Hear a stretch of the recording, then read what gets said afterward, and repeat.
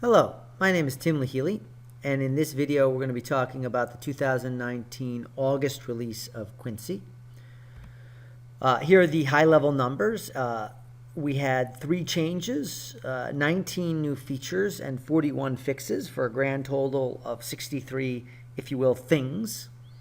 Let me jump in and show you some of the more meaningful features we put in. On the forensic side, we had a pretty good release here. We have an investigator widget. This is the equivalent of the simple review widget on the legal side, which we introduced either last release or the release before. Then we have a S3 upload utility, which is really helpful if you have an S3 environment. Really allows you to get data into your case incredibly easily. We have a meaningful upgrade to the translation capabilities. Frankly, before this release, they only marginally worked. At this point, I think they're pretty darn solid. We've got a good roadmap for additional things we're going to put in there, so fairly excited about that. We added some more robust entity extraction. We did an upgrade to the registry viewer as well. So I think between the translation and the registry viewer, some meaningful step up in some of our existing capabilities. On the legal side, we have 2 features of note. We've got the InGrid family and InGrid production. And I'll show you what I mean by that. But it's an easy way to see if a document has attachments or is part of a family. We now support LO1 exports for those of you in the EnCase world. And in QView, we now have the ability to save the columns that you last used, so you don't have to reset up your grid every single time. So let me hop in. As always, I'm going to just demo the red features, but we will do videos on all of this stuff. So if you're interested in something in particular, please feel free to go check the website for that specific video. So let's hop in to Quincy. I've already loaded a case. I've got the demo case open. I can only show a few features in the demo case, and then I'll have to log into a different case. And to properly show you Investigator, I'm actually going to log out and log back in completely as a user who only has that widget. But nonetheless, let's hop into the grid, and let's start by showing you the InGrid family stuff. That is these arrows right here. You'll see they're new. They're on all the documents. If I were to pick a JPEG, which is probably not part of any family, you see I get basically nothing. It started out undefined, it checked, it found there was nothing, and I have this. However, if I go to emails, let's get some documents that might have a family. Actually, let me find an attachment, and then I know it will have a family. Oops, I think I went too fast there. Hold on. Oh my gosh. All right. Oh, this is just driving me nuts. There we go. I'm having serious mouse problems. Okay, so this one's definitely got a family. So let's scroll all the way to the left, and let's open that up. And it starts out undefined, but very quickly gets the family. In this case, these are the attachments to this email. If this record was actually the attachment, then it would be the other attachments as well as the email itself, but always you get the entire family. If this document was part of a production, you would see the production information here as well. So that's the InGrid family stuff. Let's stay on email and show translation here, but now I need to open up my viewer. And let's grab a document, any document really. All right. And we come here to the text section. And let's open up our alternative viewers here. And we've got this translation section. And we click on this and we see there's actually no translations associated with this document. We can translate in 2 ways. We can select a section of text and open up the translator here. Or we can right-click and translate the entire document. Let's do both. Let's do this, and then let's click on this, and you can see it's already put that information in here. You can type in here also if you wanted to type something, whatever. And let's go to Chinese, English to Chinese, and let's go ahead and translate that. There we go. That's the Chinese equivalent. I have no idea if that's correct or not. I don't speak Chinese. But the translation quality is, let's say, so-so. It's offline. Google Translate is better, but obviously most of our customers, probably anyone who's reviewing this video, needs to utilize it offline. But it is still pretty darn good. So that's that. And then if you want, you can go ahead and right-click here as well and do Translate.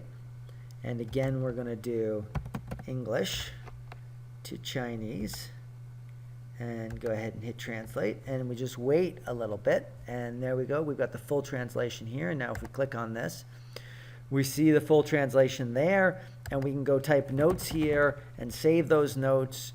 And you can even edit this if you have skills in translating. You can come in here and edit and save. It will save that stuff as well. So that's the translation capability, and quite a big step up from what we've had historically, both in terms of quality and the languages, or excuse me, and functionality. So that's translation. Now let's talk registry really quickly. Let me remove this case and go to a case that has a registry. Go open into the viewer, and I'm going to go straight to registry. And we can close this. We don't care about this stuff. If I want to view a specific registry, of course, I can find it in the grid, or we're using filters, and go to that and click on it, and it will appear here.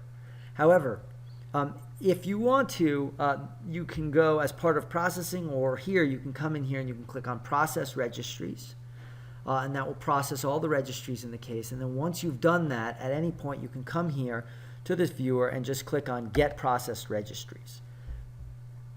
And you see that opens up this, and then the Mantooth case. And here are all the registries that we've processed. Now, I am not a knowledgeable user of registries. Frankly, I don't know anything about them, to be honest.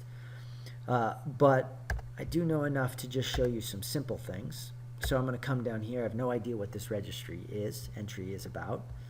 But when you click on stuff, it populates in here. If you click on this, it will show you the hex of that registry, or the contents of that key, if you will, however the proper wording of that is. Then if you want to play around and manipulate that stuff and try to see what it is, you could come in here, and let's say you know something about registries, you can highlight it, and it will tell you, okay, the binary value of that is this, and these various unsigned values, and if you highlight a couple of them, that might be a DOS state. Anyway, you have to know what you're doing. I don't. It's very hard for me to sort of find you a good example, but for those of you that are ninjas in registry, this allows you to both explore your registry, search your registry, and look at the contents of your registry and have them interpreted for you. So hopefully that is useful. All right, the last thing I want to show you is the investigator widget, which to do properly, I need to log out and log back in as a different user. The investigator widget is exactly like the simple review widget, only it's for investigators, forensics investigators, more than legal reviewers, where the simple review widget is for legal reviewers. Did not mean to open that, I apologize. So let's go into the admin widget. Let me show you how you configure a user to use it. You can, of course, open it in this view as well, but it's much more powerful if I show it to you the way it was intended. Okay, so let's make this investigator permission the right one. So we've given it the desktop view, which you must do. Then we want to give it nothing but the investigator widget. So we're giving it the investigator widget. Widget filters everything. Actions can be everything, whatever you want. These are all fine, whatever. Again, whatever is appropriate to the role that you're creating. Let's go ahead and save that. Now, any user that only has this permission with the desktop view and one widget, and that widget being the investigator widget, will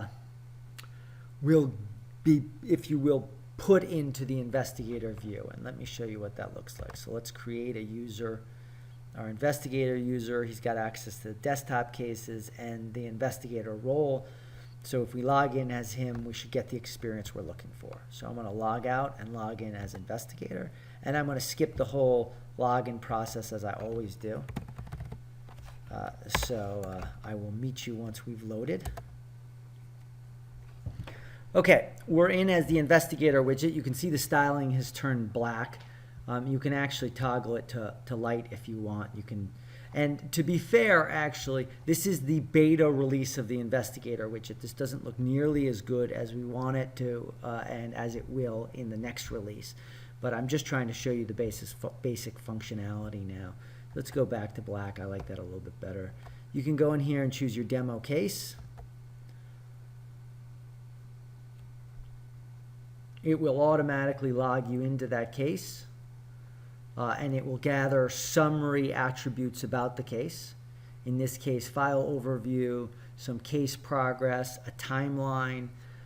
If you had an image, it would gather up this type of information as well: connectors, link files, users, apps, all that kind of stuff. You can click on any one of these to be transported into, if you will, that view. The primary one is the file overview. And again, this is a summary video. We have a video dedicated to nothing but this widget, so go look at that if you're really interested. But you can see now we've got filters over here, the grid here, the viewer here. We've got sort of primary tabs that run across the top. This user, actually, I forgot to give this user the action of searching, so you can see he doesn't have the search bar, but if he had the action of searching, it would be there. But you can go into all these different data types, and let's say we wanted to see communication. We've got filters then dedicated to communication information. If we wanted to see email, we've got the from, to, attached domain. If we wanted to look at them, if you will, using the social analyzer, we can go ahead and click on the social analyzer icon, and that will change our view to be more in line with that sort of social analyzer view. So now we can come here and do email.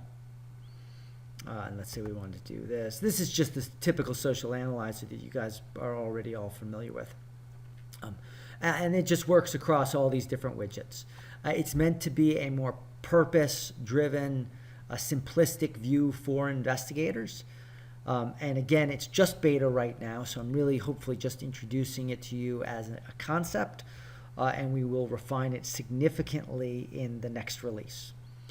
So anyway, that's an overview of the key features I wanted to show you today. Again, these are the overview key features we had for the release, and hopefully this was helpful. If you want to drill into any one of these in more detail, again, there are videos, at least on the ones meaningful, more meaningful. So anyway, hope that was helpful, and thank you very much for your time.